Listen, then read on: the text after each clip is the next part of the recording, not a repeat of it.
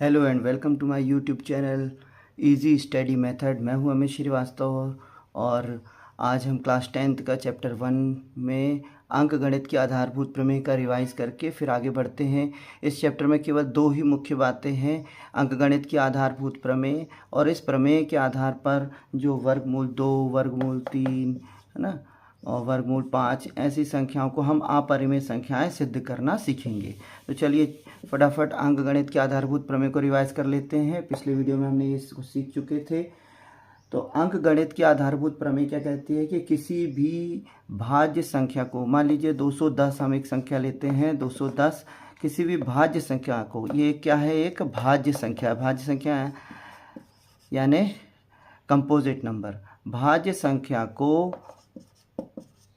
हम अभाज्य गुणनखंडों के रूप में, तो सबसे पहले इसके गुणनखंड कर लेते हैं फटाफट। 2 एकम 2, 2 शून्यम 0, 2 पंचे 10।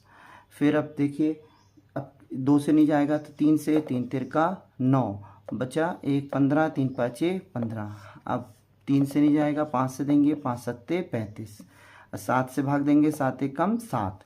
तो 210 के जो गुणनखंड हमको मिले 2 गुणा 3 गुणा 5 गुणा 7, तो आप ध्यान से देखिए 2 3 5 7 ये कैसे नंबर है, ये अभाज्य संख्याएं हैं। कैसी हैं? अभाज्य संख्याएं हैं। 2 3 5 7 अभाज्य संख्याएं हैं। तो अंक गणित की आधारभूत प्रमेय कहती है कि किसी भी भाज्य संख्या को उसके अभाज्य गुणनखंडों के गुणनफल, देखिए इनमें गुणन है, ये जो अभाज्य गुणनखंड आए हैं इनका क्या है, गुणनफल है। तो किसी भी भाज्य संख्या को अभाज्य संख्याओं के गुणनफल के रूप में हम गुणनखंडित कर सकते हैं या व्यक्त कर सकते हैं। तो ये है अंक गणित के आधारभूत प्रमेय का पहला भाग।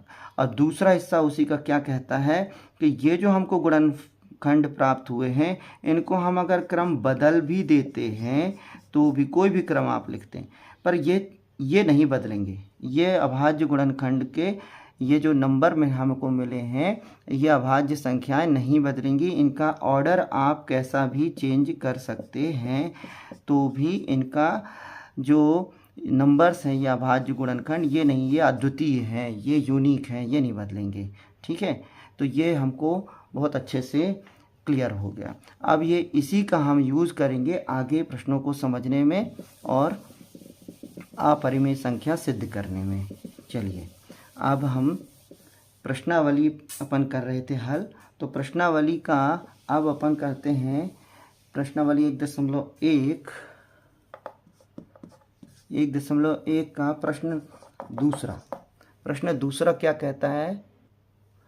प्रश्न कहता है पूर्णांकों के निम्नलिखित युग्मों के HCF और LCM ज्ञात कीजिए और इनकी जांच कीजिए कि दो परिमेय संख्याओं का गुणनफल HCF और LCM के गुणनफल के बराबर होता है। तो यहाँ हमें 26 और 91 दो नंबर्स दिए गए हैं, तो इसको हल करते हैं। इसके लिए सबसे पहले 26 और 91 को हम क्या करेंगे, इसके गुणनखंड पहले निकाल लेते हैं। तो 26 के गुणनखंड निकालेंगे, 2 से डिवाइड करेंगे, 2 एकम 2, 2 तिया 6। अब ये 13 जो है वो किस अभाज्य संख्या है, 13 एकम 13, तो इसके योग भी। और 91 के भी कर लेंगे गुणनखंड, 91 के।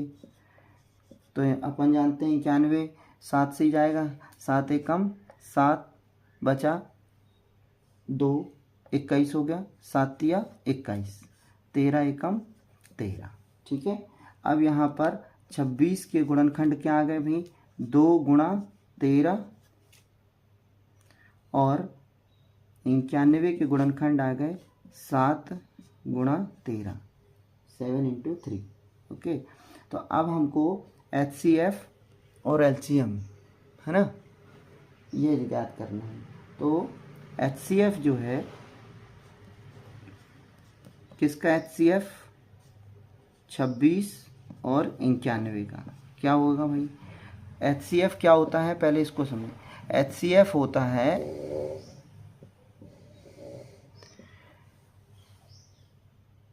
इसको घात के रूप में लिखें तो 2 की घात 1 गुणा 13 की घात क्या हो जाएगी 1, और यहाँ हो गए 7 की घात 1 गुणा 13 की घात 1। तो HCF क्या होता है? HCF होता है कॉमन अभाज्य गुणनखंडों की सबसे छोटी घात। कॉमन अभाज्य गुणनखंड, तो अभाज्य गुणनखंड तो हैं ये सभी, कॉमन क्या है इन दोनों में?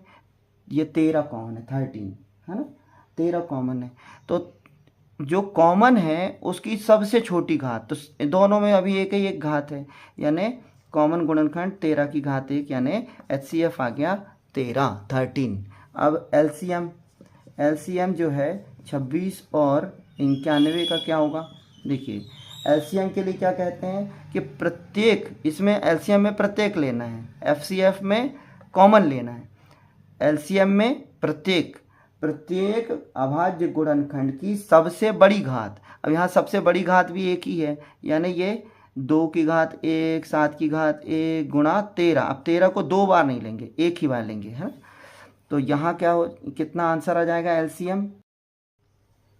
गुणा करेंगे 2 गुणा 7 कितना आ गया 14, और 14 में गुणा करेंगे किसका? 13 में। 13 चौको 52, 13 चौको 52, 52 की 2, हासिल क्या आ गई 5, 13 एकम 13, 13 और 5 18, तो ये आ गया 182। तो LCM आ गया भाई 182। ठीक है, अब आगे देखते हैं क्या करना है अपन को सिद्ध करना है कि HCF और LCM का गुणनफल क्या आता है। हम यहाँ इधर साइड में करते हैं। तो HCF किसका भाई? 26 91 का, और गुणा LCM किसका गुणा? LCM किसका? 26 91 का, क्या है 13 गुणित 182। अब 182 में 13 का गुणा करके अपन देखते हैं कितना आता है। 13 दूनी 26 की 6 हासिल 2, 13 अट्ठे 104, 13 अट्ठे 104, और ये 2 जोड़ देंगे तो 106, 106 की 6 हासिल आ गई 10, 13 एकम 13, 13 और 10 23। तो अपने पास आंसर आया LCM और HCF के गुणनफल का 2366। ठीक है, अब अपन को क्या निकालना है? अब अपन को निकालना है दो संख्याओं का गुणनफल। संख्या क्या थी? 26 और 91। तो दोनों संख्याओं का गुणनफल, दोनों संख्याओं का गुणनफल, तो दोनों संख्याओं का गुणनफल क्या भाई? 26 गुणा 91। चलिए 26 गुणा 91 करते हैं। 1 से करिए, 1 छिंग 6, 1 दूनी 2, ठीक, 9, 9 छक्का 54, 54 की 4 हासिल आ गई 5, 9 दूनी 18, 18 में 5 को ऐड कर देंगे, कितना हो जाएगा? 18 5 23। अब इस सब को जोड़ेंगे, 6 4 2 6 3 2, कितना आ गया? 2366। यहाँ लिख देंगे 2366। अब अपन देख रहे हैं कि यहाँ पर HCF और LCM का गुणनफल देखिए 2366, और यही दोनों संख्याएं जिनका HCF LCM निकाला है इनका गुणनफल क्या आया? 2366। तो इसलिए क्या सिद्ध हो गया कि दो संख्याओं का गुणनफल, है ना, क्या सिद्ध हो गया कि ये दोनों क्या हैं? बराबर हैं। यानी HCF, दोनों संख्याओं को पहले गुणनफल लिख लेते हैं, है ना। तो 26 गुणा 91 बराबर है HCF 26 91 और LCM किसका? 26 91 का। अतः क्या सिद्ध हो गया कि दो संख्याओं का गुणनफल, दो संख्याओं का गुणनफल बराबर है HCF और LCM के गुणनफल के। तो ये क्या हो गया भाई? सत्यापित होता है ना। यही सत्यापित करना था, तो ये सत्यापित होता है। तो इस तरह के सवाल हैं, बहुत आसान है। पहले क्या किया अपन ने? पहले इनके गुणनखंड निकाल लिए, गुणनखंडों को उनकी घातों के रूप में लिख लिया। फिर HCF क्या था? HCF था उभयनिष्ठ गुणनखंडों की सबसे कम घात वाला गुणनखंड। अभाज्य गुणनखंड वो ले लिया। एलसीएम क्या था, एलसीएम क्या था, प्रत्येक अभाज्य गुणनखंड की सबसे उच्चतम घात। तो 2 की उच्चतम घात एक ही थी, 7 की उच्चतम घात 7 एक ही थी और 13 की 1 थी, तो 2 में से 1 लिया। अब इनका गुणन करने पर 182 आया। फिर क्या किया, एलसीएम एचसीएफ का गुणा किया। क्यों किया, क्योंकि अपन को यही सिद्ध करना था, जो सिद्ध करने के लिए उसने दिया हुआ है कि दोनों का गुणनफल कितना आएगा। तो दोनों का गुणा करके देखते भाई 2366। फिर दोनों संख्याओं का गुणनफल वो भी निकाल लिया, संख्याएं दी हुई थी। अब दोनों बराबर थे, ये दोनों बराबर रख दिया कि संख्याओं का गुणनफल एचसीएफ एलसीएम के गुणनफल के बराबर, ये सिद्ध हो गया। इस तरह के सवाल आते ही हैं एग्जाम में, संख्या कुछ भी आए बहुत आसान है, कर सकते हैं। आइए इसका तीसरा क्वेश्चन करते हैं। ये दूसरा वाला हम आपको दे रहे हैं होमवर्क। तीसरा प्रश्न है 336 और 54 ये दो संख्याओं का हमें एचसीएफ और एलसीएम निकाल के चेक करना है। ठीक है, तो सबसे पहले 336 का हम गुणनखंड निकालेंगे। ठीक है, किससे करेंगे, पहले 2 से। 2 एकम 2, बचा 1 तो हो गया 13, 2 छींक 12, फिर बचा 1 तो हो गया 16, 2 अट्ठे 16, फिर आ जाएंगे नीचे 2 से, 2 अट्ठे 16, 2 चौको 8। ठीक है, फिर 2 से ही जाएगा, डिवाइड होगा, 2 चौको 8 और 2 दूनी 4, फिर आगे फिर 2 से डिवाइड कर दीजिए, 2 दूनी 4, 2 एकम 2। अब 21 नहीं जाएगा 2 से, 3 से देंगे, 3 7 21, 7 एकम 7। तो ये आ गए भाई 336 के गुणनखंड 2 गुणा 2 गुणा 2 गुणा 2 कितने बार है, 1 2 3 4। ठीक है, फिर 3 गुणा 7। तो हम इसको क्या लिख सकते हैं, हाँ क्या लिख सकते हैं, 2 कितने बार है, 4 बार, तो 2 की घात 4। 3 कितने बार है, 1 बार, 3 की घात 1। 7 कितने बार है, 1 बार, 7 की घात 1। तो ये हो गया 336 के गुणनखंड। ठीक है, अब हम निकालेंगे 54 के गुणनखंड निकालने भाई। 2 से करें, 2 दूनी 4, बचा 1 14 हो गया, 2 सत्ते 14। अब ये 2 से भाग नहीं जाएगा, किससे देंगे, 3 से। 3 नाम 27, 3 तिरका 9, 3 एकम 3। ठीक है, तो 54 के जो गुणनखंड आए हैं वो क्या आए हैं, ये आ गए हैं। तो इसको भी नोट कर लेते हैं, तो यहाँ लिख लेते हैं 54 के गुणनखंड हमारे पास आ गए हैं 2 गुणा 3 गुणा 3 गुणा 3, 3 बार है 3, 1 2 3। ठीक है, तो इसको क्या लिख लेंगे, 2 की घात 1 गुणा 3 की घात 3। ठीक है, अब यहाँ पर हमको क्या करना है, एचसीएफ निकालना है। तो एचसीएफ किसका, एचसीएफ 336 और 54 का क्या आएगा।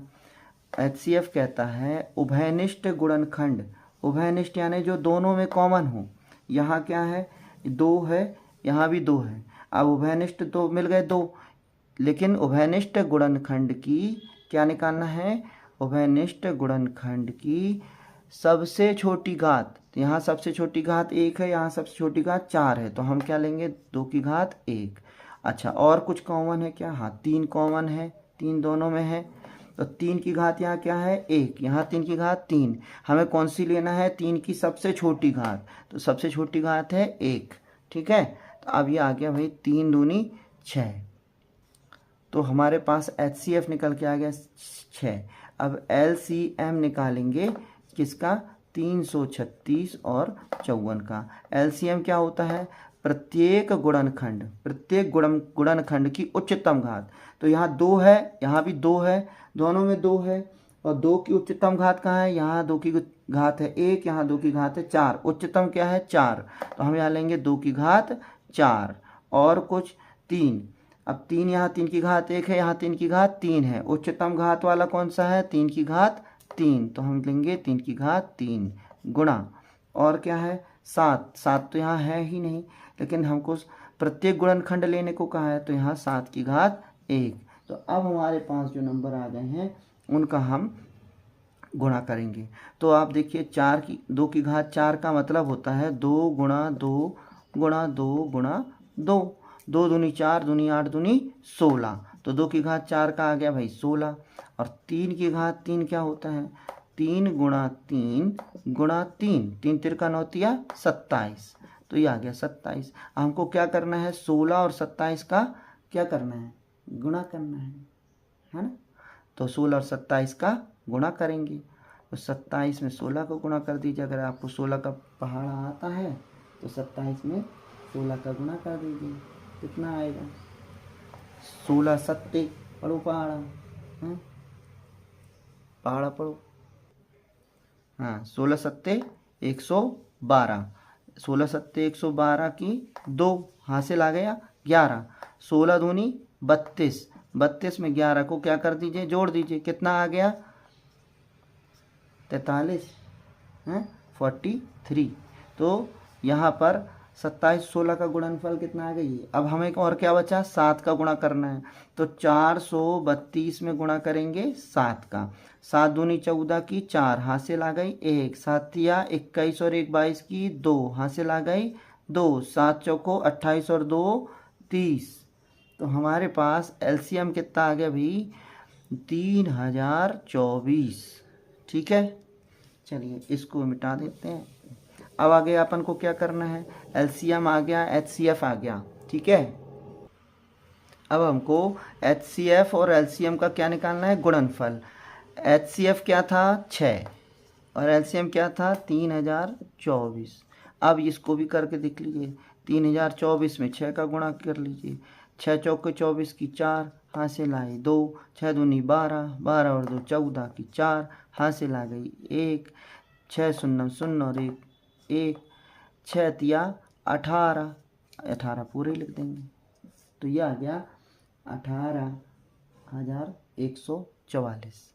यह आ गया आंसर इसका 18,144। अब अपन क्या निकालेंगे दोनों संख्याओं का गुणनफल है ना। दोनों संख्याओं का गुणनफल। तो दोनों संख्याओं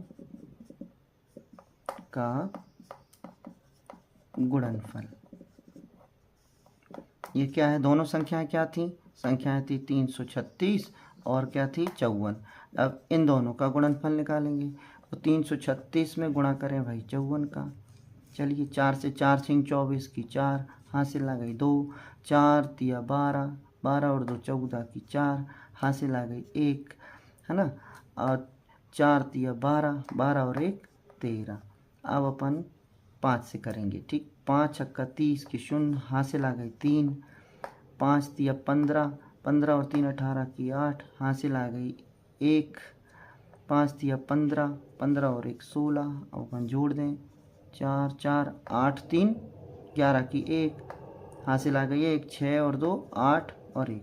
तो ये आ गया भाई अपने पास भी 18,144। तो अब अपन देखिए ध्यान से दोनों संख्याओं का जो गुणनफल है और एचसीएफ एलसीएम का गुणनफल है दोनों क्या है बराबर है। तो इसलिए क्या हो गया दोनों संख्याओं का गुणनफल 336 गुणा 54 बराबर है एचसीएफ किसका 336 54 का और गुणा एलसीएम किसका 336 और 54 का।